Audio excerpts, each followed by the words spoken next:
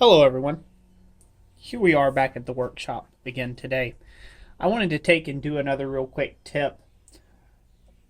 This was a subscriber request, and I'm going to try to take and do more of these subscriber requests. I've got quite a few subscribers who are either new to the craft, some of the guys have been around for a while and just want to kind of pick my brain on some things, maybe to just see how much I know or how much I truly do know. Which I can just kind of settle that right now. Not a whole lot of anything, according to some. But today I wanted to take and do just a real quick explanation about cold shuts. I racked my brain about how to take and actually film this for a video. And the closest thing I could figure out is it's easier for me to explain it in a drawing than it is for me to show it in the forging process actually happening and taking place. With so much movement going on, I think the point gets lost. So, let's get into it, shall we? How are cold shuts formed?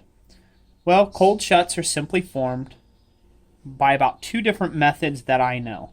Now, I'm probably going to get a little ridicule on this one because I've been told before they're called hot shuts, not cold shuts.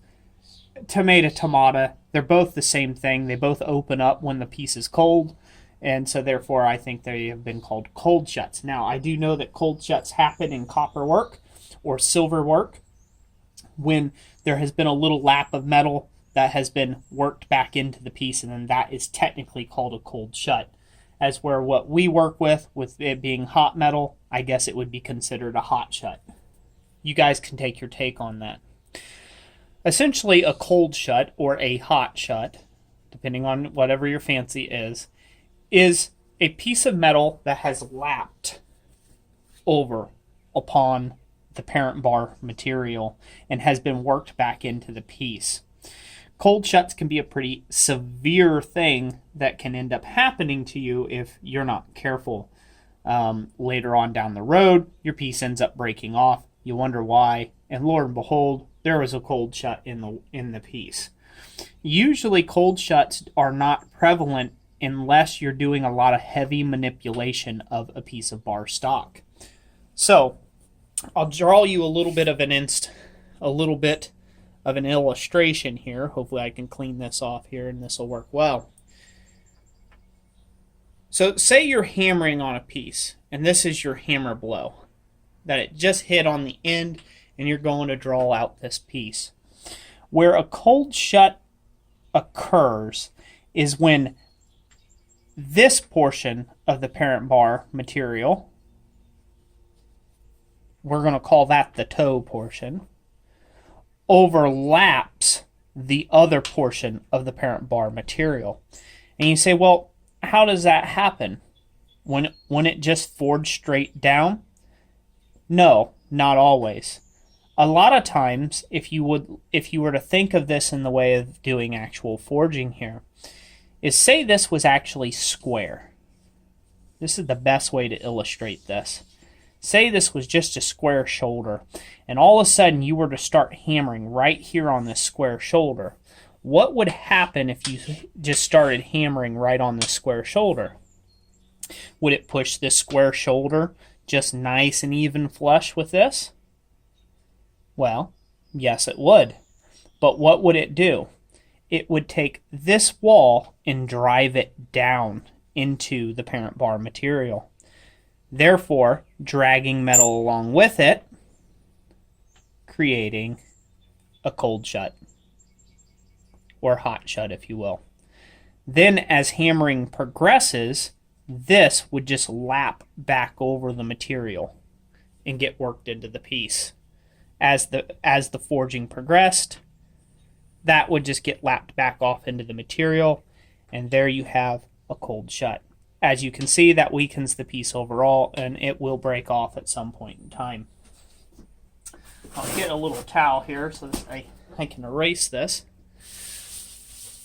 So, how does that apply when you're actually forging a piece? Well, when you're actually forging a bar, like I said, you have a piece of bar stock. Maybe you're forging it down. You're going to start, forging that away, trying to draw this piece out. Usually, where a cold shut starts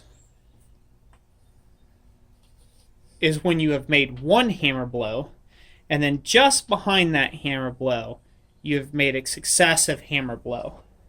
And that successive hammer blow has now pushed this material in that direction, and it causes the same effect. This line to draw down like so. It pushes the metal in the grain down into the other bar, and therefore as this surface material continues to move, it creates the same thing, a cold shut right on the top. Depending on how much drawing out you continue without leaving that unchecked or filed out of the piece or whatever you have to do, which most of the time it occurs on an underside of hammer blow, like on the anvil side, so you're not really, you didn't see it take place, and so therefore it just gets worked into the piece. That is 9 times out of 10 when a cold shut gets missed. The second way that a cold shut gets formed, and this is probably the most common cold shut that I see in ironwork, is when somebody is creating an upset square corner, or attempting to make a square corner. Maybe not even upset, but they're trying to make a square corner in a piece of bar stock. This comes from hammering on the end of any piece of the bar that you like, okay, to take and drive out the material, to round up, to square off the back of the material here. What ends up happening is this wall gets pushed down into the piece, and it draws the other into it as well, and then you get a cold shut right across your corner, and then that'll eventually crack off at the end. This will just, as you try to drive this square, this will get worse and go right across the piece, and then you'll have a failure right there at that joint, which is not what you're wanting in a square corner. You say, well, how can you avoid that? Well, the simplest way to avoid that is when you start making square corners, start on the horn of the anvil, or on a block or a fuller block that is radiused in order to do that. If you already have an anvil that's fairly wore out or has really wore edges on it, it'll have a nice radius to it, and you can take and use that to your advantage in that case.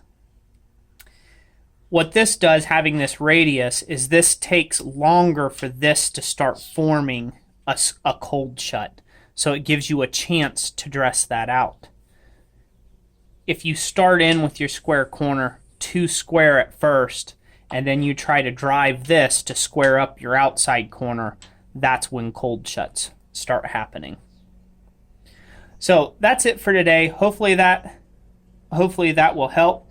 Let me know in the comment section if you think I'm right, think I'm wrong. This is just my observations over the time that I have been forging, and from the tutors I have learned from, mainly Tom Latané, Peter Ross, Wayne Apgar, and a few other guys, Clay Spencer, guys like that. They're the guys I've learned most of my craft from, so big props to them for teaching me this sort of thing. But let me know what you think in the comment section, whether we're right or wrong on that one. Anyways, that's it for today. Thank you all for watching this video. I hope you liked it. If you did, give it that thumbs up. If you didn't, go ahead and give it that thumbs down.